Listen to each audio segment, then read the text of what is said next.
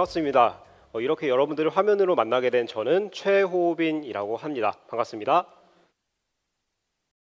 이렇게 지금 상황이 별로 좋지 않아서 여러분들과 직접 만나진 못했지만 여러모로 유익한 시간이 되셨으면 좋겠습니다. 저의 이야기는 이상형이 무엇인가에 대한 질문으로부터 시작합니다. 여러분의 이상형은 무엇인가요?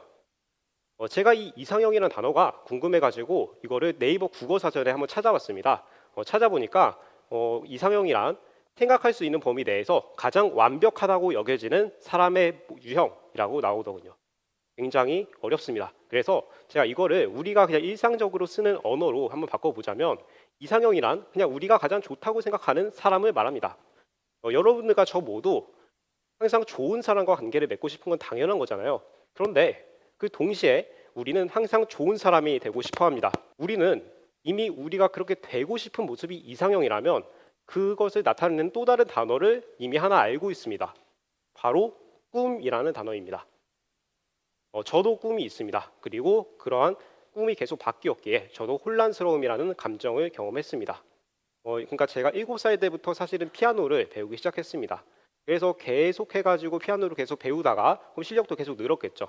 그렇게 해서 초등학교 3학년 때 이러한 콩쿠르에 나가서 이렇게 상도 탔습니다. 이렇게 계속 자신감이 붙으니까 나중에 피아니스트가 되고 싶더라고요. 그런데 초등학교 4학년이 되면서 저의 꿈에 약간 변화가 생기게 됩니다. 초등학교 4학년이 되면서 본격적으로 개인 레슨도 받고 그렇게 되면서 제가 이 피아노를 전공해야 된다는 사실을 깨닫게 되었습니다. 그런데 이 피아노를 전공하려면 내가 나 혼자만 잘 치면 되는 것이 아니라 내 옆에 있는 내 친구들보다 더 잘 쳐야 한다는 사실을 그때 처음으로 깨달았습니다. 일종의 경쟁 심리를 그때 깨달은 것이죠. 그래서 그때부터 저는 제 나름대로 제 꿈을 위해서 열심히 노력하기 시작했습니다. 그런데 여기서 문제가 하나 발생합니다. 일단 제 옆에 있는 친구 역시 연습을 하고 있다는 거예요. 그 친구는 놀고 있는 거 아니잖아요. 그런데 그 친구가 어쩌면 저보다 더 빠른 속도로 성장을 하고 있다는 것입니다. 그러면 제가 그것을 만족시키기 위해서 저는 그 몇 배로 연습을 해야 되는데 저는 그러지 못했습니다. 초등학교 4학년 당시 저의 하루 연습 시간은 고작 2시간이었습니다. 여러분들께서 만약에 이런 얘기를 처음 들어보신다면 아마 고작 이렇게 생각하셨을 수도 있을 것 같아요. 그런데 예체능 분야에서 진짜 성공을 하고 전공을 하려면 사실 이것의 몇 배가 되는 엄청난 연습 시간이 필요합니다. 결국 초등학교 5학년이 되어서 저는 한계를 마주하게 됩니다. 그래서 2015년 12월 31일 초등학교 5학년이 끝나는 그날 저는 피아니스트라는 첫 번째 꿈을 접었습니다. 그런데 이 결정이 지금까지 제가 한 모든 결정 중에서 가장 잘한 결정 같아요. 왜냐하면 새로운 꿈이 생겼기 때문입니다. 2016년 11월에 어떤 일이 터졌습니까? 우리나라 정치계에 엄청난 쓰나미를 몰고 오는 일이 터집니다. 이 사건에 대해서 여러분들이 어떻게 생각하시는지는 자유입니다. 그러나 분명한 것은 이 사건이 우리나라 행정부의 위상에 엄청난 큰 타격을 주었다는 사실입니다. 굉장히 절망적이었죠.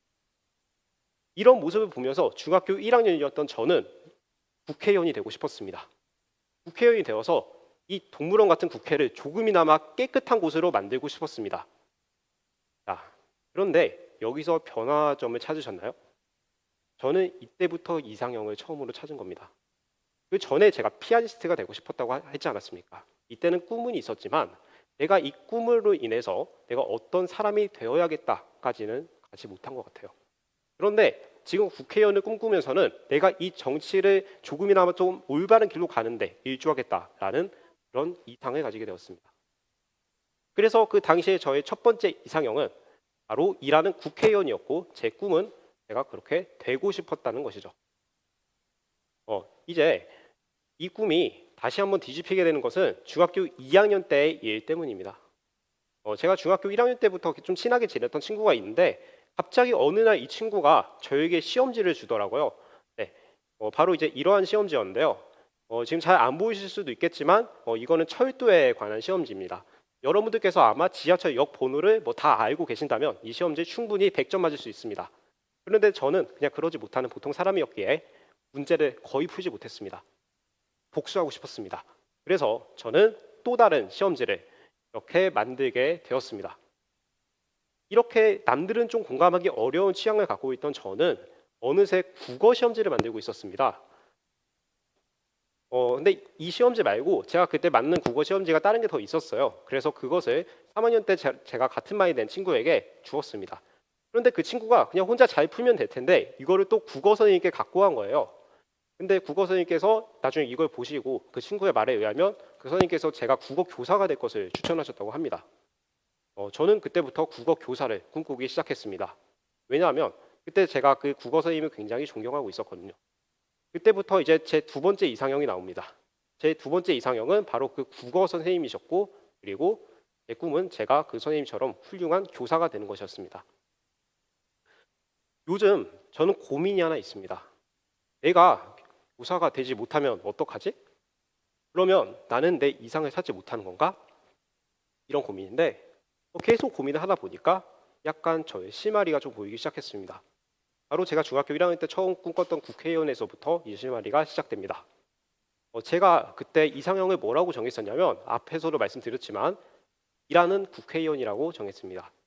만약 제가 그때 제 이상형을 정치를 좀 올바른 길로 가도록 하는 것, 이렇게 동사로 정했다면 약간은 여유가 생기지 않았을까요? 그래서 저는 오늘 제 이상을 동사로 다시 정하려고 합니다. 그것은 바로 잘 가르치는 것입니다. 잘 가르치기 위해서는 교사가 될 수도 있겠지만 인강 강사가 되어서 많은 학생들과 소통할 수도 있고, 그리고 여러분 앞에서 이렇게 강연을 할 수도 있을 것입니다. 여러분, 제가 이 강연의 제목을 뭐라고 정했습니까? 이상형이 나를 혼란스럽게 할 때. 여러분, 혼란스러우세요? 그러면 제가 덜 혼란스러울 수 있는 방법 3가지 알려드리고 지금 내려가도록 하겠습니다. 자, 첫 번째 방법 나옵니다. 첫 번째 방법은 이상형을 너무 엄격하게 정하지 말자. 그리고 꿈은 동사로 꾸자라는 것입니다. 자, 두 번째 방법을 지금 알려드릴 텐데 이것은 꿈이 없는 분들을 위한 것입니다. 꿈이 없는 분들은 일단은 내가 어떤 느낌을 주는 사람이 되고 싶다. 그거부터 찾으시기 바랍니다. 그리고 모든 경험 하나하나에 소중하게 반응하시기 바랍니다. 마지막은 지금 꿈이 계속 바뀌는 분들을 위한 것입니다. 여러분들, 꿈은 당연히 바뀔 수 있습니다. 그 자리에 항상 있는 게 아니에요. 하지만 여러분 자신 그리고 여러분의 아주 큰 이상은 바뀌지 않습니다. 제가 이 강연을 하기 전에 저 자신을 잠깐 돌아봤는데요. 제가 분명히 이제 꿈이 계속 바뀌었고 살아오면서 제가 약간 이상형으로 삼고 있는 그런 것들도 바뀌었습니다. 그런데 제가 저의 바탕이 되는 아주 큰 이상은 변하지 않았습니다. 바로 무엇이냐면 내가 주변 사람들에게 조금이나마 좀 괜찮은 사람이 되고 싶다는 것이었습니다. 여러분의 이상은 변하지 않습니다. 그것이 다만 꿈이라는 조금 다른 형태로 드러날 뿐입니다. 이런 믿음을 가지신다면 여러분들께 안정감이 찾아올 것이고, 만약 그런 깨달음이 있었다면 여러분 아직 괜찮습니다. 그리고 앞으로도 괜찮을 겁니다. 감사합니다.